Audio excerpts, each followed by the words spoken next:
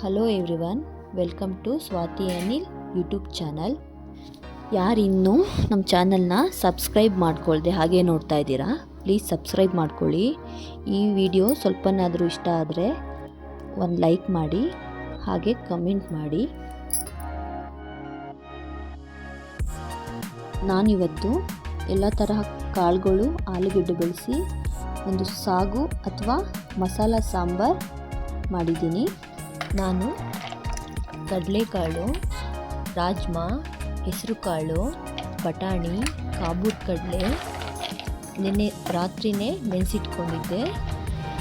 ಈಗ ಚೆನ್ನಾಗಿ ನೆಂದಿದೆ. ಅದನ್ನು ಚೆನ್ನಾಗಿ ತೊಳೆದು ಒಂದು ಕಡೆ ಇಟ್ಕೊಳ್ಳೋಣ. ಸಾಂಬಾರು ಮಾಡೋಕ್ಕೆ ಮಸಾಲೆ ಏನೇನು ಬೇಕು ಬನ್ನಿ ನೋಡೋಣ.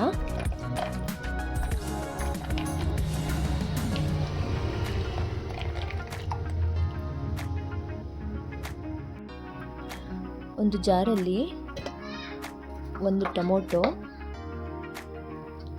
ಒಂದು ಈರುಳ್ಳಿ, ಸ್ವಲ್ಪ ತುರಿದಿಟ್ಕೊಂಡಿರೋಂತಹ ಕಾಯಿ, ಬಿಡಿಸಿಟ್ಕೊಂಡಿರೋಂತಹ ಬೆಳ್ಳುಳ್ಳಿ, 1 ಇಂಚ್ ಶುಂಠಿ, ಕೊತ್ತಂಬರಿ, ಸ್ವಲ್ಪ ಪುದೀನ, ಹಾಗೆ 1 ಸ್ಪೂನ್ ಕಡಲೆಪಪ್ಪು, 1 ಇಂಚ್ ಚಕ್ಕೆ, 3 ರಿಂದ 4 ಲವಂಗ, ಅರ್ಧ ಸ್ಪೂನ್ ಗಸಗಸೆ. ತುಂಬ ಚೆನ್ನಾಗಿರುತ್ತೆ ಗಸಗಸೆ ಹಾಕೋದ್ರಿಂದ. 2 ರಿಂದ 3 ಸ್ಪೂನ್ ಸಾಂಬಾರು ಪುಡಿ. ನೀವು ಮನೇಲಿ ಯಾವ ಪುಡಿ ಯೂಸ್ ಮಾಡ್ತೀರೋ ಅದನ್ನೇ ಹಾಕೋಬೋದು. ಈಗ ಇದನ್ನೆಲ್ಲ ನೈಸಾಗಿ ಪೇಸ್ಟ್ ಮಾಡ್ಕೊಳ್ಳೋಣ. ಪೇಸ್ಟ್ ಆಗಿದೆ. ಈಗ ಒಂದು ಬಾಣಲಿಗೆ ಒಗ್ಗರಣೆಗೆ ಬೇಕಾದಷ್ಟು ಸ್ವಲ್ಪ ಎಣ್ಣೆ, ಅರ್ಧ ಈರುಳ್ಳಿ ಕಟ್ ಮಾಡಿ ಇಟ್ಕೊಂಡಿದ್ದೀನಿ, ಒಗ್ಗರಣೆಗೆ ಹಾಕ್ಕೊಳ್ಳೋಣ. ಈ ಈರುಳ್ಳಿ ಕೆಂಪಾಗೋವರೆಗೂ ಫ್ರೈ ಮಾಡ್ಕೋಬೇಕು. ಈರುಳ್ಳಿ ಚೆನ್ನಾಗಿ ಫ್ರೈ ಆದಮೇಲೆ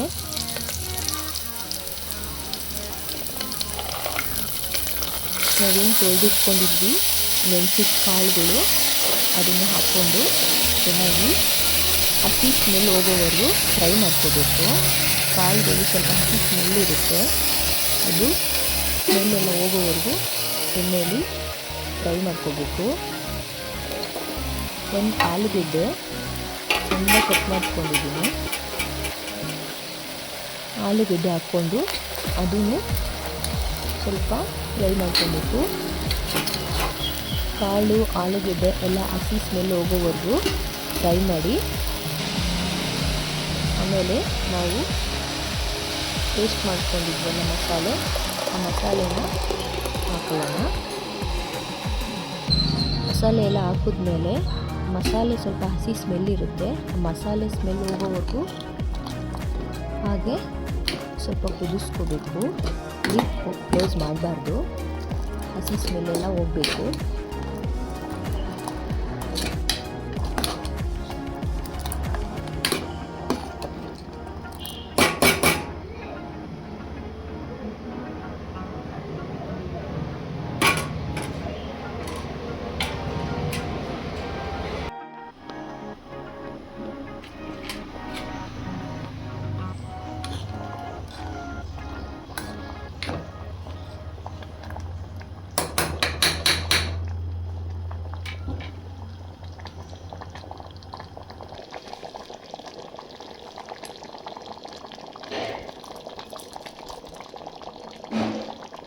ಹಸಿ ಸ್ಮೆಲ್ಲೆಲ್ಲ ಹೋಗಿದೆ.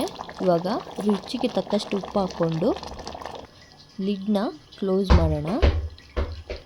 2 ರಿಂದ 3 ವಿಸಲ್ ಕಾಳು ಚೆನ್ನಾಗಿ ಬೆಂದರೆ ತುಂಬ ಟೇಸ್ಟಾಗಿರುತ್ತೆ.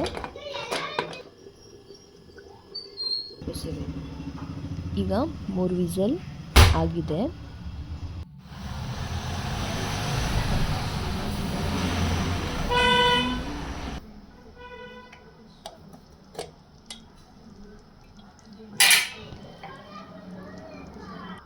ಕರೆಕ್ಟಾದ ಹದದಲ್ಲಿ ಬೆಂದಿದೆ. ನಾನು ದೋಸೆಗೆ ಮಾಡಿರೋದ್ರಿಂದ ನನಗೆ ಈ ಹದ ಕರೆಕ್ಟಾಗಿದೆ. ನಿಮಗೆ ಗಟ್ಟಿ ಅನಿಸಿದ್ರೆ ಸ್ವಲ್ಪ ತೆಳ್ಳಗೆ ಮಾಡ್ಕೊಳ್ಳಿ. ದೋಸೆಗೆ ಪೂರಿಗೆ ಎಲ್ಲ ಈ ಹದ ಕರೆಕ್ಟಾಗಿರುತ್ತೆ. ತುಂಬ ಚೆನ್ನಾಗಿರುತ್ತೆ. ನೀವು ಒಮ್ಮೆ ಟ್ರೈ ಮಾಡಿ ಹೇಗೆ ಬಂತು ಅಂತ ಕಮೆಂಟ್ ಮಾಡಿ. Thank you for watching. Subscribe ಮಾಡ್ಕೊಳ್ಳಿ.